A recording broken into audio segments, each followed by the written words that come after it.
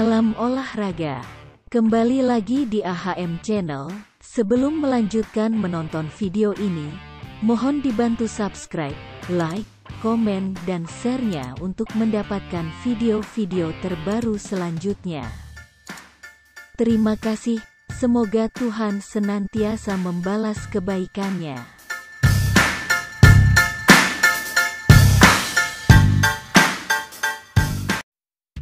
Meski bursa transfer telah resmi dibuka, namun tim Juku Eja PSM Makassar kabarnya belum mau secara terang-terangan memperkenalkan amunisi baru.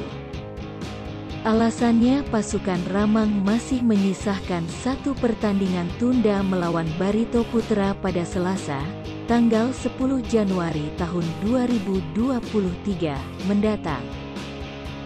Pertandingan yang sejatinya dihelat pada pekan ke-6 BRI Liga 1 lalu terpaksa ditunda karena bertepatan dengan pertandingan PSM Makassar di final AFC Cup Zona ASEAN. Laga ini menjadi penghalang PSM Makassar untuk memperkenalkan dan mendepak pemainnya.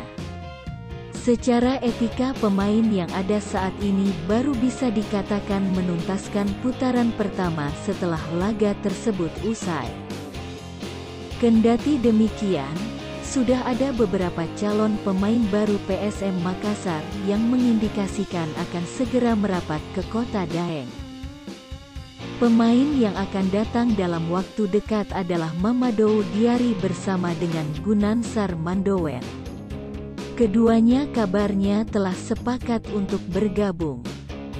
Gunansar akan mengisi lini tengah bersama dengan Wiljan Pluim, sementara Mamadou akan diproyeksikan mempertajam lini depan pasukan Ramang.